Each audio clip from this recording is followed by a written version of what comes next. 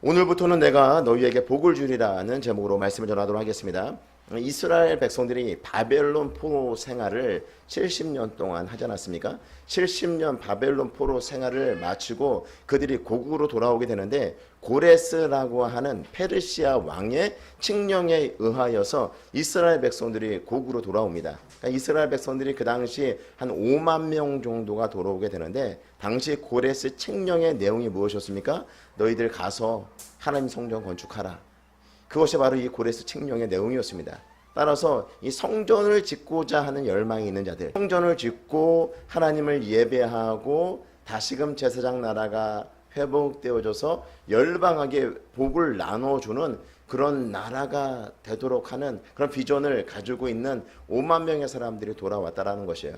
그래서 그들이 처음부터 성전을 짓고자 하는 그 열망이 있었기 때문에 열심히 성전을 짓고자 하는데, 주변에 있었던 70년 동안 그 땅이 황폐해지고 다른 이민족들이 들어와서 살다 보니까 이스라엘 백성들이 돌아와서 성전을 짓는 것에 대해서 만족하지 못하고 그것에 대한 불만이 있는 사람들이, 그런 세력들이 있었던 것이죠.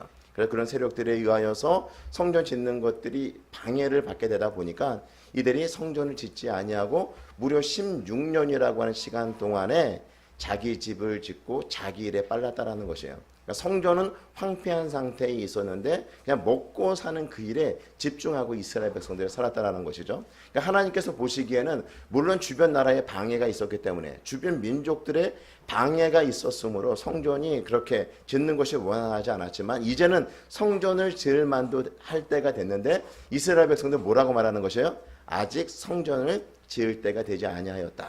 그러면서 그들이 먹고 사는 그 일에 집중하고 있었다라는 것입니다. 그럴 때 하나님께서 학개 선지자를 통하여서 너희들의 삶을 한번 잘 들여다봐라, 너희들의 행위를 한번 들여다봐라, 하나님께서 이 학개 선지자를 통해서 이스라엘 백성들에게 말씀하시는 것이죠. 그러면서 그들의 삶의 모습을 들여다보니까 어때요? 1장 9절에 있는 말씀을 보시게 되면, 너희가 많은 것을 받았으나 도리어 적었고 너희가 그것을 집으로 가져갔으나 내가 불어버렸느니라. 나 만군의 여호와가 말하노라.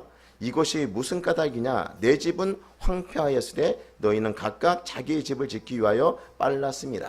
자신의 먹고 사는 그 일에 집중하고 있었다라고 하는 것을 말씀해 주고 있어요. 하나님의 성전은 황무하고 하나님의 성전은 황폐한 상태에 있었는데, 이스라엘 백성들은요, 그것은 어쩔 수 없는 환경의 문제다라고 생각을 하고 있었던 것이고, 먹고 사는 그 일에 이스라엘 백성들이 집중을 하고 있었다라고 하는 것입니다. 그들이 그렇게 먹고 사는 일에 집중할 때 그들의 삶이 행복했느냐? 실제로는 그렇지 않았다라고 하는 것이에요. 많은 것을 파종하였지만 많은 수확이 없었고, 배불리 먹는 것 같지만 배부르지 않았고, 갈증이 나서 마셨지만 흡족하지 아니하였고, 또 어때요? 구멍 뚫린 전대에 돈을 모은 것 같이 하나님께서 다 불어버렸기 때문에 그들의 인생에 진정한 만족이 없었다라는 것이에요. 하나님의 성전을 짓는 일을 그냥 제쳐두고 자기 일에 집중했는데, 먹고 사는 그 일에 집중하면서 다른 사람들보다 좀 더 풍족하게 잘 먹고 잘 살자, 그 일에 집중하게 되었는데, 실제로 어떻게 됐어요? 그 일에 집중하면서 그들의 삶에 정말 풍요로웠는가? 풍요롭지 않았다는 것이에요. 우선순위가 바뀌게 되었을 때 그들의 삶에 그런 결핍을 느끼고 진정한 행복을 맛보지 못하는 그런 삶을 살았다고 하는 것이죠. 바로 학개 선지자가 이 부분을 지적하면서 이스라엘 백성들에게 하나님의 전을 건축하라라고 하는 명령을 내리게 되죠. 그럴 때 이스라엘 백성들은 어떻게 반응합니까? 학개 선지자의 말을 하나님의 말씀으로 받아들이고 필터링하지 않고 걸러내지 아니하고 하나님의 말씀으로 그들이 다 받아들이게 되었을 때, 하나님께서 그들에게 내가 너와 함께 할 것이다 약속의 말씀을 주시고요, 그들의 마음을 감동시켰다. 우리가 생명의 말씀을 들을 때 우리 안에 잡념이 생기지 않도록 그 말씀에 집중을 해야 되거든요. 그래서 이건 하나님의 말씀이구나, 나에게 주시는 말씀이구나 라고 우리가 받아들이게 될 때 우리 마음에 감동이 생겨요. 그 감동은 누가 주는 거예요? 우리 성령께서 그 말씀을 하나님의 말씀으로 받아들일 수 있도록 우리 마음에 감동을 주신다는 거예요. 걸러내지 않고 우리 마음속으로, 그건 목사님 생각이지, 어떻게 말씀만 가지고 살아, 어떻게 기도만 가지고 살아, 목사님 한번 세상 한번 살아보세요, 이런 식으로 우리가 다 걸러내면은 예배 드리면서 우리가 은혜를 받아요, 못 받아요? 은혜 절대 못 받아요. 하나님의 말씀을 제가 대원하고 있잖아요. 하나님 말씀을 해석하고 하나님 말씀을 들려주고 있는데 우리가 듣고 싶은 말만 듣고 다 걸러내게 될 때 감동이 없어요. 이스라엘 백성들은 하나님의 말씀으로 그들이 받아들이게 될 때 걸러내지 아니하고 필터링하지 아니하고 하나님의 말씀으로 그들이 받아들이게 될 때 하나님께서 함께 하시겠다라고 하는 약속의 말씀을 주신 것이고 하나님께서 그들의 마음에 감동을 주셔서 그들이 어떻게 해요? 성전을 짓기 시작했다.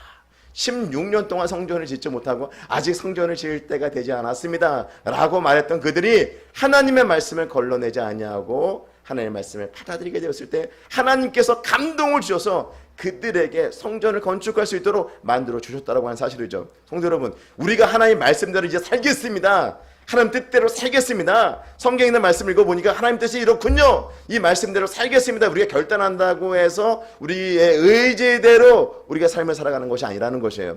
정말 하나님의 말씀을 제가 걸러내지 아니하고 가감하지 아니하고 덧붙이지 아니하고 또 삭제하지 아니하고 나에게 주신 말씀으로 내가 받아들이겠습니다라고 겸손하게 무릎을 꿇게 될 때 하나님의 말씀으로 받아들이려고 하는 그런 마음이 준비가 될 때 성령께서 우리를 감동시키는 거예요.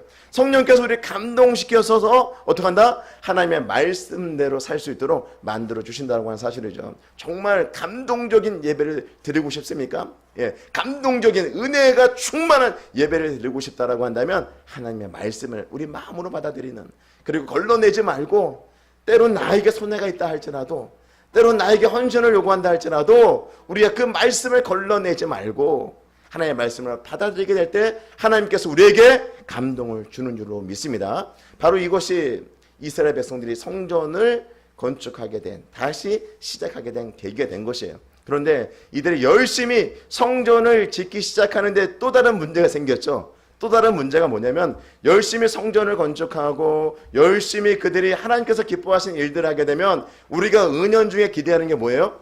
이제부터 내가 열심히 예배 중심의 삶을 살 거야. 이제 내가 기도하면서 삶을 살아갈 거야.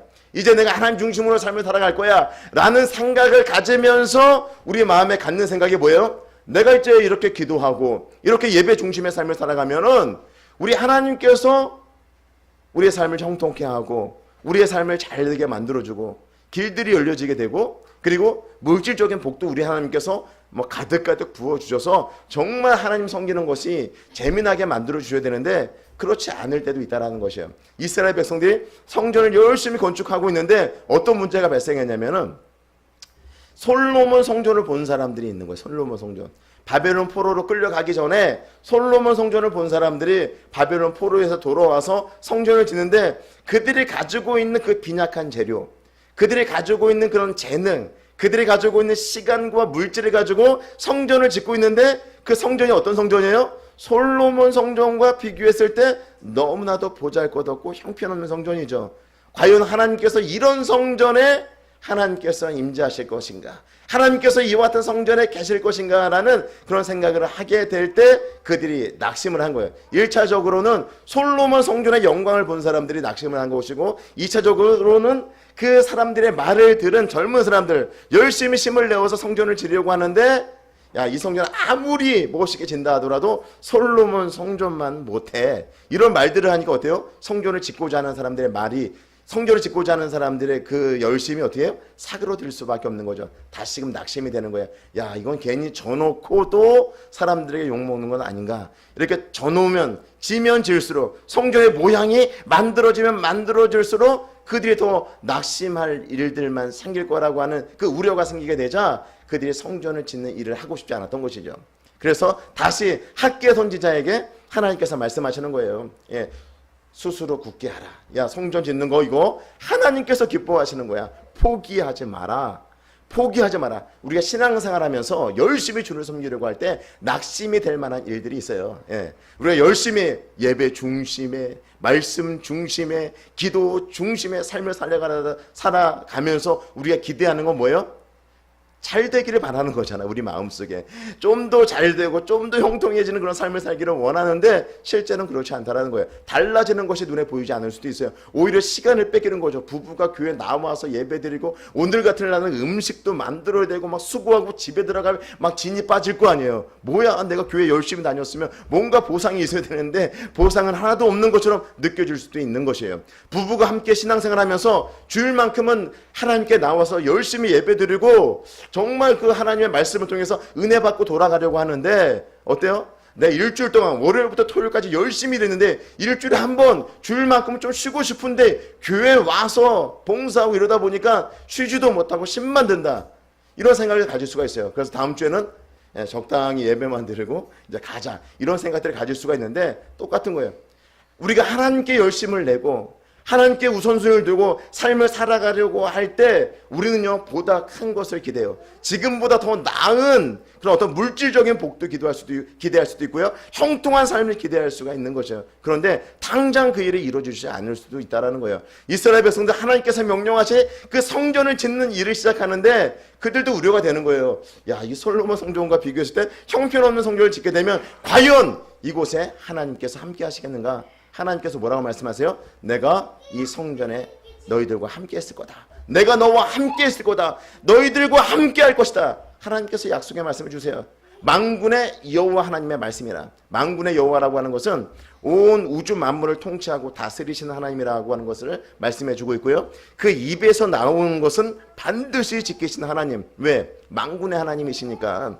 만군의 여호와 하나님이시니까 우주 만물을 통치하고 다스리시는 하나님으로서 하나님보다 더 큰 자가 없고 하나님과 비교할 수 있는 존재가 없는 절대적인 분이시니까 온 우주 만물을 만드신 분이 우리 하나님이시니까 전능하신 그 하나님께서 모든 것을 행할 수 있는 그 하나님께서 그 입에서 나온 것은요 어떻게 한다는 거예요? 반드시 행하신다는 것이에요. 그 하나님께서 얘기하고 있어요. 다른 거 다 거두절미하고 나 만군의 여호와 하나님이야. 내가 너희들에게 성전을 지으라고 했어. 그럼 뭐 한다는 거예요? 그 성전을 반드시 짓게 한다는 거죠. 그래서 낙심하고 있는 이스라엘 백성들에게 성전 그 짓는 일들을 포기하지 말고 열심히 하라 말씀하시면서 그들에게 비전을 제시하죠. 그 비전이 뭐였어요? 지난주에 말씀드렸던 것처럼 이전의 영광이 낮은 영광이 이전 영광보다 훨씬 더 크리라고 하는 하나님 말씀을 주세요. 솔로몬 성전이 있지만 그 성전보다 이제 이스라엘 백성들이 짓게 될 그 성전 수룹바벨을 중심으로 해서 짓게 되는 그 성전에 하나님께서 임하실 것이다. 하나님의 영광이 더 크게 임할 것이다 라고 하는 약속의 말씀을 주세요. 사실 솔로몬 성전은요 무너지고 말았죠. 그 성전에서 각종 우상을 섬김으로 인하여서 그 성전에서 하나님의 영광이 떠나게 되고 그 솔로몬 성전은요 무너지고 말았는데 하나님께서 이 수룹바벨에게 말씀하시는 이스라엘 백성들 짓고 있는 그 성전에는 하나님의 영광이 충만하게 임할 것인데 이전 영광보다 너희들이 짓게 될 나중 영광이 훨씬 더 크게 될 것을 하나님께서 약속의 말씀을 주고 있습니다. 우리 하나님은 이런 분이세요. 이전 영광보다 낮은 영광이 더 크게 하신 분이세요. 이전에 우리에게 부어주신 은혜보다 나중에 부어주신 은혜가 훨씬 더 크신 분이 우리 하나님이라고 하는 것을 우리에게 말씀해 주고 있습니다. 우리가 신앙생활 하면서 과거에 받은 은혜는 더 이상 우리의 자랑거리가 될 수가 없어요. 왜냐하면 그때보다 우리가 신앙의 경륜이 더 쌓였기 때문에 지금 받은 은혜가 훨씬 깊은 거예요. 지금 받은 은혜가 훨씬 더 큰 거예요. 따라서 우리 하나님께서는요 이전보다도 나중에 주시는 은혜가 훨씬 더 크다라고 하는 사실을 우리가 기억하시고 우리의 삶도 한번 점검해 보세요. 과거에 내가 정말 수일을 냈대. 내가 고등학교 1학년 때 내가 중학교 때 받은 은혜가 굉장히 컸는데 야 지금은 그런 은혜를 못 누리고 있어. 이런 이야기를 한다라고 한다면 우리 하나님이 손이 짧아졌어요? 우리 하나님의 능력이 줄어들었어요? 그런 분이 않죠. 우리 하나님 능력과 그리고 우리에게 주시는 그 은혜의 크기는요 달라지지 않았어요. 그러니까 우리가 하나님께 요청하고 우리가 하나님의 말씀대로 살아가려고 몸부림치게 될 때 더 큰 은혜를 우리 하나님께서 우리에게 주실 것입니다. 우리에게 비전을 세울 때 우리는 어떤 비전을 세우냐면 우리 하나님께서 내가 지금 받고 있는 은혜보다 과거에 내가 받았던 은혜보다 김광은 선동님이 중고등학교 때 하나님께서 부어주신 그 놀라운 은혜보다 지금 우리 하나님께 더 큰 은혜를 주실 것이다. 앞으로 우리 가정에 우리 교회에 더 큰 은혜를 주실 것이다 라고 하는 그 비전을 가지고 신앙생활 할 수 있는 저와 성도 여러분 모두가 되시기를 주의 이름으로 축복합니다. 이제 이스라엘 백성들이 이제 성전을 짓는 일들을 이제 원활하게 잘 할 것 같잖아요. 그들이 뭐 성전을 짓는 데 있어서 정말 자기 일에만 바빴고 하나님을 등한시했었는데 우선순위를 조정해서 이제 하나님 말씀대로 살겠다 결단하고 성전을 짓는 데 있어서 솔로몬 성전과 비교했을 때 지금 짓고 있는 성전이 너무 형편없어 보이는데 우리 하나님께서 이 성전에 함께 하시겠다. 그리고 이전 성전보다도 이전 영광보다도 나중 영광, 너희들이 짓게 될 그 성전의 영광이 크게 될 것이다 라고 하나님께서 그런 약속의 말씀을 주셨으니까 이제 이들이 열심히 성전을 건축하면 될 것 같은데 아직까지 해결되지 않은 문제가 있어요. 삶의 그런 방식은 달라졌어요. 어떻게 달라졌냐면 예배 중심의 삶으로 바뀌어졌어요. 아직까지 우리 교회 공동체도 예배 중심의 삶으로 바뀌지 않은 사람들이 있는데 이들은 이제 예배 중심, 말씀 중심의 삶의 방식으로 지금 바뀌고 있는 모습을 보여주는 거예요. 사실 이스라엘 백성들은요, 에스라서 3장 3절 4절에 있는 말씀을 보시게 되면 성전이 지어지지 않은 상태, 성전이 회파된 상태에 있어도 그들이 단을 만들고 그 단 위에다가 하나님께 조속으로 아침 저녁으로 예배를 드렸어요. 예배를 드렸던 사람들이었어요. 근데 이들이 지금 예배를 드리는 것에 그치지 않냐고 성전을 짓고 있으니까 그들의 머릿속에 어떤 생각이 드는 거예요? 이제는 하나님께 정말 우리에게 복을 주시겠지, 우리에게 복을 주시겠지, 이런 생각들을 가지고 있었던 것이에요. 그런데 우리 하나님께서 지적하는 것은 무엇인가 하면 주일에 예배 나오는 것, 그리고 기도 생활을 하는 것, 그리고 헌금 생활을 하는 것, 이런 것만 우리 하나님께서 말씀하시는 것이 아니라 우리의 삶을 건드리세요. 우리의 삶, 너희들의 삶을 들여다봐라. 너희들의 삶을 봐라. 예배 드릴 때는 어때요? 예배 드릴 때는 다 천사 같잖아요. 예배 드릴 때는 다 괜찮은 사람 같고, 예배 드리고 이렇게 식사할 때는요 전혀 허물도 없고 문제가 없는 사람처럼 보이는데 우리 하나님께서 원하시는 것은 이렇게 종교적인 행위, 종교적인 삶, 교회 안에서의 삶만 말씀하시는 것이 아니라 너희들의 삶의 현장, 너희들이 지금 상업의 현장에 들어가서 열심히 일하는 그곳, 너희들이 열심히 공부하는 학교, 그곳에서도 우선순위를 우리 하나님께서는 바로 하기를 원하시는 것이에요. 예배 드리면서 우리가 만족을 느끼고 안위를 느끼고 그 다음에 세상에 나가서 내 마음대로 삶을 살아가는 것, 우리 하나님께서 그것을 원하시는 것이 아니라 교회에서 하나님을 예배하는 것처럼 나머지 날들도 그렇게 하나님을 예배하면서 하나님의 영광을 위해서 삶을 살아갈 것을 촉구하고 있는 것입니다. 우리 13절 말씀 같이 우리 한 목소리 읽어볼까요? 12절 말씀부터 보겠습니다. 12절 말씀 읽겠습니다. 시작. 사람이 옷자락에 거룩한 고기를 싸는데 그 옷자락이 만일 떡에나 국에나 포도주에나 기름에나 다른 음식물에 닿았으면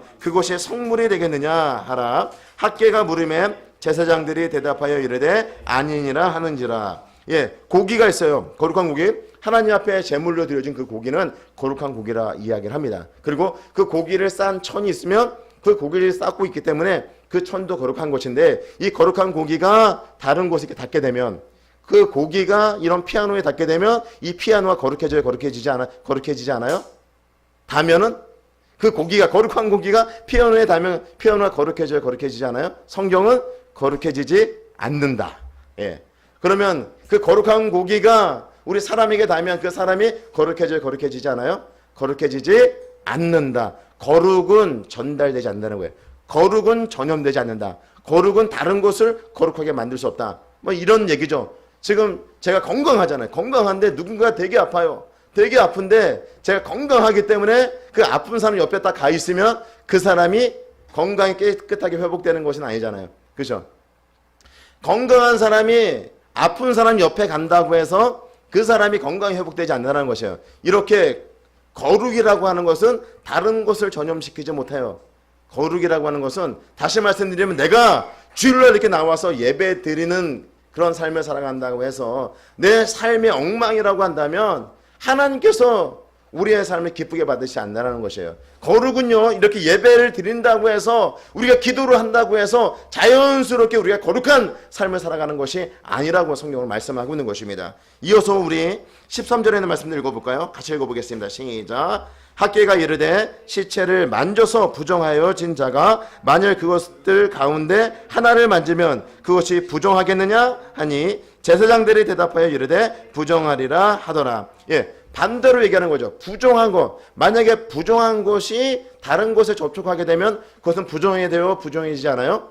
다른 것에 부정한 것이 다른 것에 접촉하면 그것은 부정해지는 거죠. 건강한 사람이 아픈 사람 옆에 쓴다고 해서 그 아픈 사람이 건강이 회복되지 않는다고 말씀드렸잖아요. 거룩은 전염이 되지 않지만 이 부정한 것들은 어떻게 되는 거예요? 전염병에 걸리는 사람이 있는데 그 전염병에 걸리는 사람 옆에 있으면 그 전염병은 옮아요, 안 옮아요? 옮는 거죠. 거룩한 것은요, 거룩한 것은 옆에 있다고 해서 접촉이 이루어진다고 해서 거룩해지는 것이 아니다. 성경은 그렇게 말씀하고 있는데, 부정한 것은 접촉을 하게 되면 어떻게 된다는 거예요? 접촉을 하게 될 때 그것이 부정해진다는 것이에요. 깨끗한 물과 더러운 물이 있어요. 여긴 깨끗한 물이 담겨 있고 여긴 더러운 물이 담겨 있어요. 그러면은 이 깨끗한 물을 더러운 물에다가 부으면 이 더러운 물이 깨끗한 물이 돼요? 마실 물이 될 수 있는 거예요? 아무리 마실 수 있는 물을 같은 양을 준비한다 하더라도, 같은 양을 이 더러운 물에 분다 하더라도 이 더러운 물은 여전히 더러운 물로 남아있는 것이죠. 반대로 이건 깨끗한 물이에요. 깨끗한 물인데 이 깨끗한 물에다가 더러운 물을 갖다 부으면은 이 더러운 물이 어떻게 돼요? 깨끗한 물 속에 들어오니까 이 물이 깨끗한 물이 되는 것이 아니라 더러운 물이 되는 거죠. 둘을 섞어 놓으면 악화가 양화를 구축한다는 말이 있잖아요. 그렇죠? 그 말처럼 더러운 것은 이 깨끗한 것들을 더럽히고 전염시키지만 깨끗한 것과 더러운 것이 합쳐지게 되면 더러워진다는 거예요. 그러니까 거룩은 전염이 되지 않지만 부정한 것들은 전염이 된다라고 성경은 말씀하고 있는 것이에요. 그러니까 하나님께서 뭘 이야기하고 있냐면, 종교적 행위, 네가 그냥 깨끗한 것 아니면 거룩한 것에 살짝 접촉만 하고 왔다고 해서 너희가 거룩해지는 것이 아니다. 성경은 그렇게 말씀하고 있는 것이에요. 오히려 너희의 삶의 그런 방식들을 들여다봐라. 삶의 방식이 어떻다라는 것이요? 세상의 삶의 방식과 동일한 것이에요. 하나님 앞에 나와서 조속으로 아침 저녁으로 예배를 드리고 있지만, 예배 드리고 난 다음에 어떤 삶을 살아가는 거예요? 세상 사람들과 동일한 목표를 가지고 세상 사람들이 살아가는 그런 방식들을 가지고 삶을 살아가고 있기 때문에, 그런 부정한 상태에서 너희들이 하나님께 나오고, 하나님께 나와서 도장만 찍고 가면은 너희들이 거룩해질 거라 생각하고 너의 삶은 엉망인데도 불구하고 그렇게 삶을 살아가는데 하나님께서 너에게 복을 주실 수 있느냐? 그럴 수 없다. 성경은요 그렇게 말씀을 하고 있는 것입니다. 그런데 우리 하나님께서 그러면서 하신 말씀이 무엇인가 하면 15절 16절에 있는 말씀을 같이 한 목소리 읽도록 하겠습니다. 시작. 이제 원하건대 너희는 오늘부터 이전 곧 여호와의 전에 돌이 돌 위에 놓이지 아니하였을 때를 기억하라. 언제를 기억하라는 것이요? 오늘부터 너희들이 성전을 짓지 않았을 그때를 기억하라는 것이에요. 그때는 어땠다라는 거예요? 16절 또 읽어보겠습니다. 시작. 그때에는 20고루 곡식더미에 이른즉 10고루뿐이었고 포도즙 틀에 50고루를 길러 이른즉 20고루뿐이 얻느니라. 여기서 말하게 되면 20고루의 곡식더미에 이른즉 10고루 반밖에 수확이 없었다는 것이고, 10포도주 틀에 50고루를 길렀는데 20고루 반도 안 되는 거죠. 너희들의 그 소출이 적었다라고 하는 것을 말씀해 주고 있습니다. 하나님과 그런 바른 관계를 세우지 아니하고 너희들의 그냥 종교적인 행위로서 주일 예배 도장 찍고 가고, 그러니까 너희들 마음대로 그런 삶을 살아간 너희들의 삶의 모습을 들여다보라는 것이에요. 하나님의 전은 황폐했는데 너희들이 하나님께 약간 어떤 도리를 하고 난 다음에 하나님께서 복을 주시겠지 기대하면서 세상의 방식대로 삶을 살아갈 때 너희들의 삶의 그런 결핍, 풍족하지 아니하였다라고 하는 것을 말씀해 주고 있는 것입니다.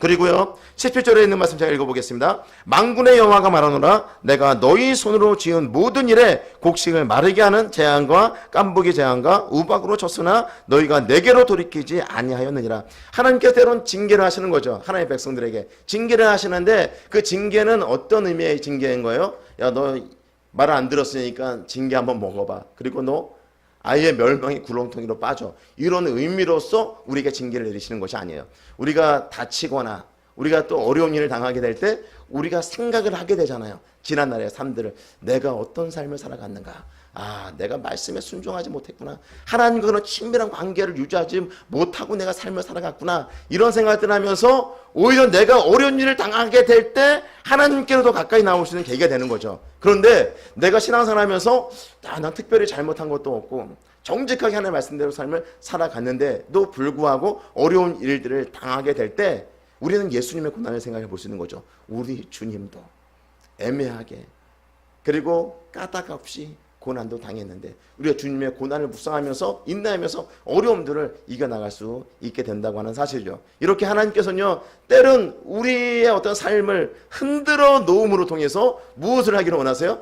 우선순위를 바로 세우기를 원하고 계세요. 하나님 중심의 그런 삶을 살아가기를 원하고 계시다고 하는 사실이에요. 이와 같은 사실을 기억하시고 우리의 삶의 우선순위가 예배 드릴 때는 정말 하나님 우선 중심, 하나님 우선순위로 세우고 하나님 중심으로 삶을 살아가는 것 같은데 우리의 삶에서 들여다보자고요. 우리가 일하는 현장에서 보고 우리가 공부하는 그 현장에서 보자고요. 우리가 그곳에서도 하나님 중심의 삶을 살아가고 있는가. 우리 하나님께서 그 같은 삶을 원하고 계시다고 하는 사실이에요. 처음에는 뭐라고 얘기했어요? 성전을 짓는 거 그것만 잘하면 될 것 같았는데 시간이 지나면서 어떤 문제가 생긴 거예요? 낙심할 만한 그런 문제들이 생겼는데 그 낙심할 만한 문제도 우리 하나님께서 말씀으로서 또 격려하고 심어주시고 또 그리고 난 이후에 이제 우선순위의 문제까지도 우리 하나님께서 다루고 있는 모습을 보여주고 있죠.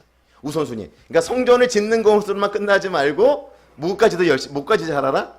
우선순위까지도 이제 우리가 신앙생활 이제 교회만 열심히 나오면 되는구나. 이제 목사님이 교회만 열심히 나오면 주일 예배 빠지지 말고 잘 나오라 했으니까 주일만 열심히 나오면 되겠구나. 그래서 주일 열심히 막 나오고 있는데 목사님이 또 다른 걸 요구하죠. 뭘 요구해 목사님이?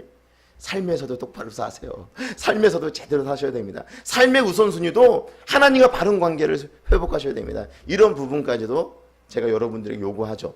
그런데 성경도 마찬가지예요. 성전 짓는 것, 아침 저녁으로 예배드리는 것, 주일날 예배드리는 것, 그것도 중요하지만 더 중요한 건 뭐예요? 우리의 삶 속에서 하나님의 자녀로서 삶을 살아가는 것이 훨씬 더 중요하다. 하나님께서 이 부분까지 말씀을 하시고 난 다음에 하시는 말씀이 무엇이에요? 우리가 오늘 말씀의 제목처럼 이제 하나님께서 복을 주시겠다는 것이에요. 19절 하반절에 보게 되면 19절부터 쭉 한번 읽어볼까요? 19절 전체를 같이 읽어보겠습니다. 시작. 곡식 종자가 아직도 창고에 있느냐? 포도나무, 무화과나무, 석류나무, 감람나무의 열매가 맺지 못하였느니라. 이런 말씀하고 있죠. 지금의 그 현재 그들의 삶이 이러하다라는 것이에요. 그런데 우리 하나님께서 어떻게 하시겠다? 그러나 같이 읽겠습니다. 그러나 오늘부터는 내가 너희에게 복을 주리라. 이제 우리 하나님께서 우선순위를 바로 세운 하나님의 자녀들에게 복을 주시겠다라고 말씀하고 있어요. 복을 준다, 복을 받는다라고 하는 것이 왠지 기복적인 것처럼 느껴질 수 있어요. 우리 하나님께서 우리에게 복을 주시는데 내가 복을 달라고 하면 또 우리 하나님께서 복을 주신다라고 하면 왠지 그 복 때문에 내가 예수님 믿는 것처럼 그 복 받으려고 또 내가 이렇게 신앙생활하는 것처럼 이렇게 생각되어 줄 수 있는데 하나님과 우리의 관계가 그래요. 우리가 하나님을 아버지라 부르고 우리는 하나님의 자녀잖아요. 우리 하나님은요 우리에게 복을 주시기를 원하세요. 믿습니까? 복을 주시기를 원하세요. 복된 삶을 살기를 원하세요. 그래서 이런 말씀을 하는 거예요. 구구절절 말씀하시는 건 뭐예요? 우선순위를 바로 세우고 예배 드릴 때도 잘 드리고 우리의 삶에서도 하나님 중심으로 살아가 봐라. 그럴 때 하나님께서 우리에게 복을 주신다는 거예요. 기본적으로 우리 하나님께서는요 우리에게 좋은 것 주시기를 원하는데 우리 스스로가 그것을 차단하는 거예요. 우리가 그 스스로가 그것을 외면하고서 하나님 나에게 왜 복을 안 주십니까? 우리가 그렇게 말을 하고 있다고 하는 것입니다. 우리 하나님께서 우리에게 복받는 방법을 알려주고 있습니다. 우선순위를 바로 세우시기 바랍니다. 예배 드릴 때도요 하나님, 살아계신 하나님께 집중하고 우리의 삶 속에서도 살아계신 그 하나님을 중심으로 삶을 살아감으로 통하여서 하나님께서 예비하신 그 풍성한 복을 받아 누리는 저와 성도 여러분 모두가 되시기를 주의 이름으로 축복합니다.